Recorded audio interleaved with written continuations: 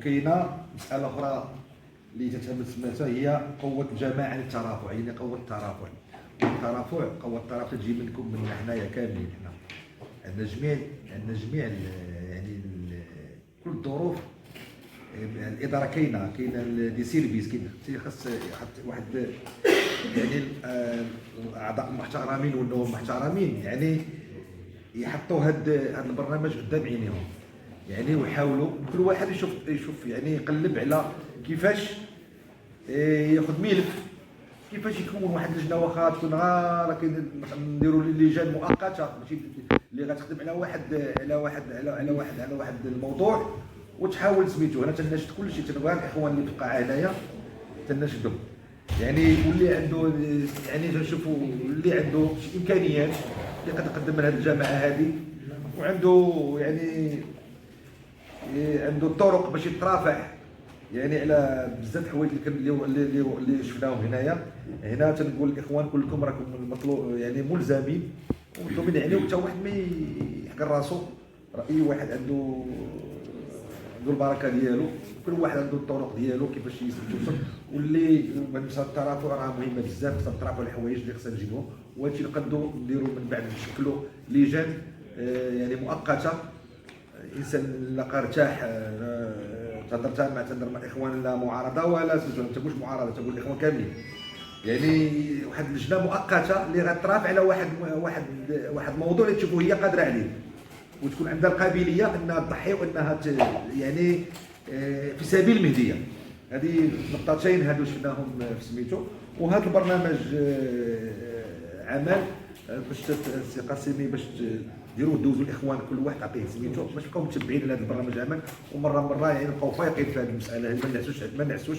حنا بالنسبه لنا كما جاء على لسان سميتو على حسب هذا المبلغ يعني في 50 يعني قادرين اننا نحن نوفروها ان شاء الله الرحمن الرحيم. وتنظن بانه هذا البرنامج يعني في المتناول. تيبقى المساله اللي غتعيقنا وهي مساله الترافع، واللي ما هما تيطلبوا الترافع، ما تيطلبوش المساهمه ديالنا، وكيطلبوا المساهمه والترافع.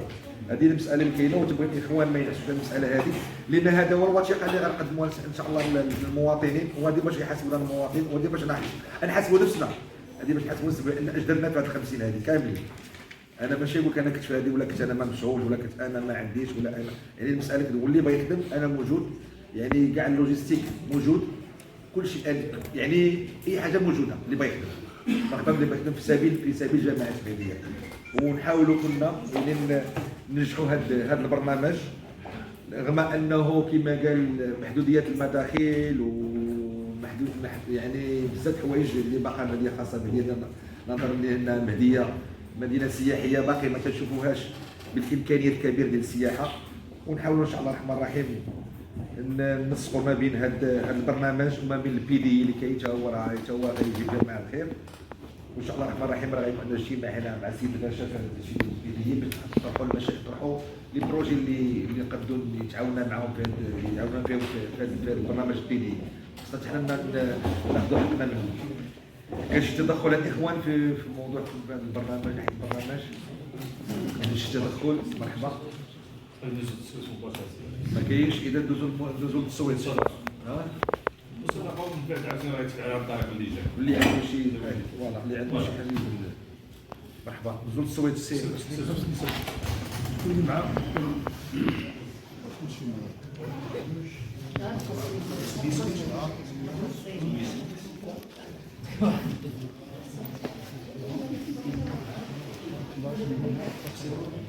أن اللجنة المالية والبرلمان سبق لها دراسة الفائض الحقيقي عن السنة المالية 2022 وإعداد مشروع برنامج هذا الفائض بناء على الأولويات، حيث تمت مسابقة اللجنة على البرامج المقترحة. كما أشير إلى أن برنامج الفائض خصصت في جمعيته للإيفاء بالالتزامات الجماعية الاتفاقية المندرجة في الخطط الاستراتيجي للتنمية المستدامة.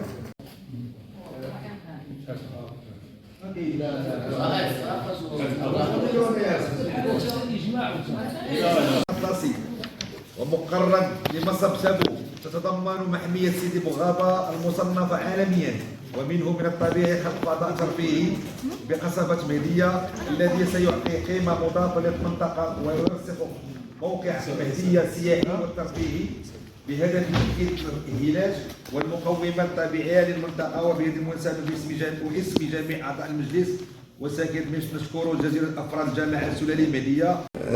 بسم الله الرحمن الرحيم. كما لاحظتم اليوم كانت الدورة العادية لشهر فبراير التي تتضمن عدة نقاط مهمة. من بين النقاط اللي درجات اليوم هي تسوية يعني مآل تسوية العقارية للزيادة العمرية اللي تعرفوا واحد يعني مشاكل من ناحية الاقتناء، وكانت المناقشة يعني جادة في هذا الموضوع هذا. ثم المصادقة على برنامج عمل الجامعة. كما تعرفون اليوم صدق بإجماع على برنامج عمل الجامعة من برهان نشكر جميع الإخوان لأنهم تقريبا 3 موا هما تيوجدوا في هذا البرنامج هذا، وبرنامج إن شاء الله يكون في المتناول ديال الجامعة، ونتمنوا من الله نكونوا يعني نترافعوا على كل المواضيع اللي هي خصها الترافع، والمسائل اللي خصها المساهمه راه غنساهموا فيها، والحاجيات اللي تطلب حاجيات السكينه. ثم عندنا المصادقه على تاهيل المنتزه الطبيعي. كما تعرفوا المنتزه الطبيعي ديال سيدي الغازي منتزه يعني الارض محسوبه على الجامعه السلاليه، وهذا المنتجع صراحة هو متنفس لساكنة المهدية والقنيطرة، اللي شفتوا خلال واحد المسائل بسيطة، وتتعرف واحد تقريبا المئات من الزوار يوم السبت الأحد، لما قلش الأسبوع كامل هما تيتوافدوا على هذا المنتجع. وإن شاء الله الرحمن نخليوه منتجع يعني اللي غيجلب حتى هو هذيك النظرة السياحية، ويعطي واحد يعني واحد المتنفس للساكنه ديال القنيطره وديال الاقليم وديال الجهه.